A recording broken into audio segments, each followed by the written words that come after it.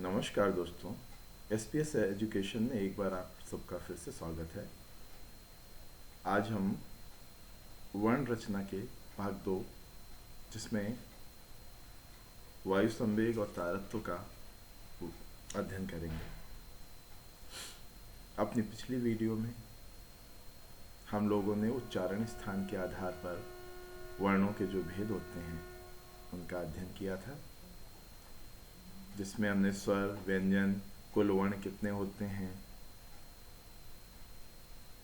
उनका वर्गीकरण कैसे किया गया है आदि सबका अध्ययन किया था। आज के इस वीडियो में हम वायु संवेग और तारत्व को कवर करेंगे। वायु संवेग के आधार पर और तारत्व के आधार पर वर्णों के क्या भेद हैं, उनको कैसे विभाजित किया गया है, इस सब की जानकारी हम आज के इस वीडियो में लेंगे। वायु संवेग के आधार पर वर्णों को 2 भागों में बांटा गया है, अल्प प्राण और महाप्राण। जैसा कि वायु संवेग, वायु से ही, शब्द से ही हमें पता चल रहा है कि इसका संबंध कहीं ना कहीं वायु यानी हवा से है। हम जब भी किसी वर्ण को बोलते हैं, उच्चारण करते हैं, तो हमारे मुंह से वायु या तो धीरे से निकलती है या तेज श्वास लेते हैं। इसी आधार पर इनको अल्प प्राण और महाप्राण में विभाजित किया गया है। अल्प का तात्पर्य है कम, यानी कि धीरे। महा का तात्पर्य है जोर से। तो जिन वर्णों के उच्चारण करते समय हम हवा धीरे से लेते हैं और धीरे से छोड़ते हैं, उन्हें अल्प प्राण कहा जाता है। उदाहरण के लिए हम बोलते हैं क, ख, क, ख। क बोला, कम समय लिया, धीरे से हवा छोड़ी। ख में थोड़ा लंबा खींचते हैं। ग, फिर घ। तो इस प्रकार प्रत्येक वर्ण समूह का पहला, तीसरा और 5वां वर्ण अल्प प्राण होता है। अर्थात इन वर्णों को जब हम बोलते हैं तो कम हवा का प्रयोग करते हैं। प्रत्येक वर्ण समूह का तात्पर्य यहाँ पर हमारा स्पर्शी व्यंजन से होता है। जो 25 स्पर्शी व्यंजन हैं, उनके समूह का प्रत्येक पहला, तीसरा और 5वां वर्ण अल्प प्राण होता है। इसके अतिरिक्त अंतस्थ व्यंजन भी अल्प प्राण होते हैं, अर्थात य, र, ल, व भी अल्प प्राण की श्रेणी में आते हैं। हमें इतना ही इसमें याद रखना है कि प्रत्येक वर्ण समूह का पहला, तीसरा और 5वां वर्ण अल्प प्राण है। कुछ और कहीं भी कंफ्यूज होने की ज़रूरत नहीं है, कुछ और याद करने की ज़रूरत नहीं है। सिर्फ 1, 3 और 5 का क्रम याद रखना आवश्यक है। और साथ में ये याद रखना है कि अंतस्थ व्यंजन यानी कि य, र, ल, व अल्प प्राण होते हैं। अगली कैटेगरी है महाप्राण। महाप्राण वो वर्ण समूह है जिनके उच्चारण में वायु तेजी से ली और छोड़ी जाती है। अब जैसा कि हमने देखा कि पहला, तीसरा और 5वां वर्ण तो अल्प प्राण है। तो बच्चे क्या, एक वर्ण समूह में 5 वर्ण होते हैं। क, ख, ग, घ, ङ, 5 हो गए। तो पहला, तीसरा और 5वां वर्ण अल्प प्राण हो गया। बचा क्या, दूसरा और चौथा। अर्थात प्रत्येक समूह का दूसरा और चौथा वर्ण जो होगा वो आपका महाप्राण कहलाएगा। दूसरा और चौथा वर्ण महाप्राण कहलाएगा। साथ में ऊष्म व्यंजन,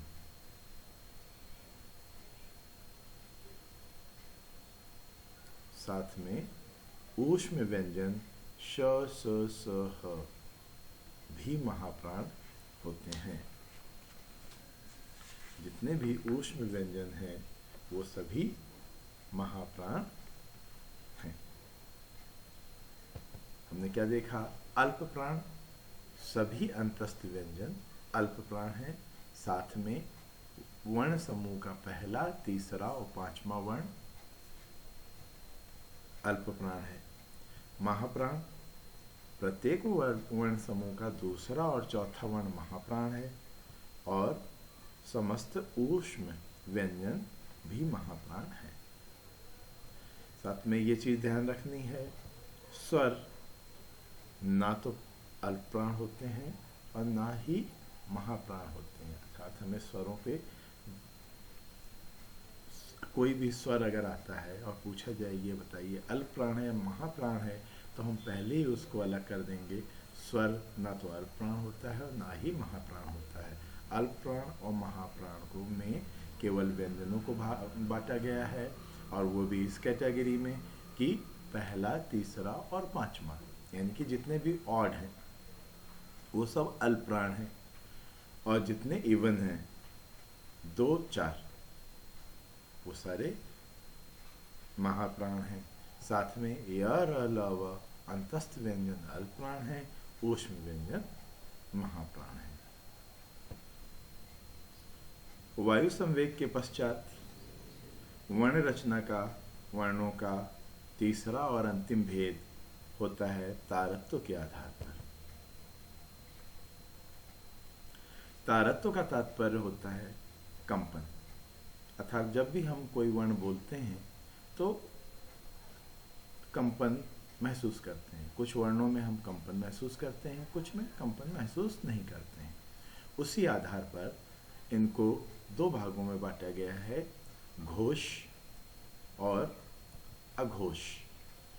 ये 2 भागों में विभाजित किया गया है। घोष को संघोष वर्ण भी कहते हैं, अर्थात घोष और संघोष एक ही है।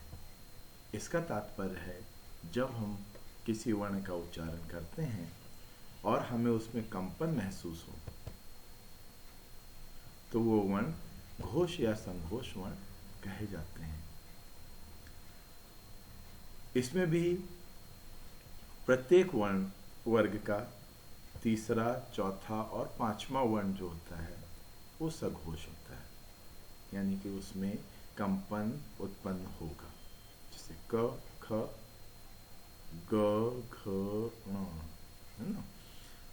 लेकिन पहले और दूसरे वर्ण में कंपन उत्पन्न नहीं होता है। वहीं पर प्रत्येक अंतस्थ व्यंजन यथार्थ य, र, ल, व और साथ में ऊष्म व्यंजन का ह भी संघोष वर्ण में आता है।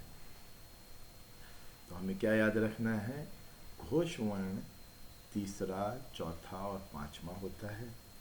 य, र, ल, व अर्थात संपूर्ण अंतस्थ व्यंजन तथा ह वर्ण घोष होते हैं। और जितने भी स्वर हैं अर्थात 11 स्वर, ये सारे स्वर भी घोष हैं। हमने क्या वायु संवेग के आधार पर स्वर नहीं आते हैं, ना तो वो अल्प प्राण होते हैं ना महाप्राण होते हैं, लेकिन वो घोष होते हैं। वायु संवेग के आधार पर अल्प प्राण 1, 3, 5 थे, लेकिन यहाँ 3, 4, 5 घोष हैं। महाप्राण दूसरा और चौथा वर्ण था, यहाँ पर पहला और दूसरा वर्ण अघोष होगा। यानी कि जिन वर्णों को हम अघोष, जिन वर्णों को हम बोलते समय कंपन महसूस नहीं करते हैं, अघोष वर्ण कहलाते हैं। प्रत्येक वर्ग का पहला और दूसरा वर्ण अघोष होता है।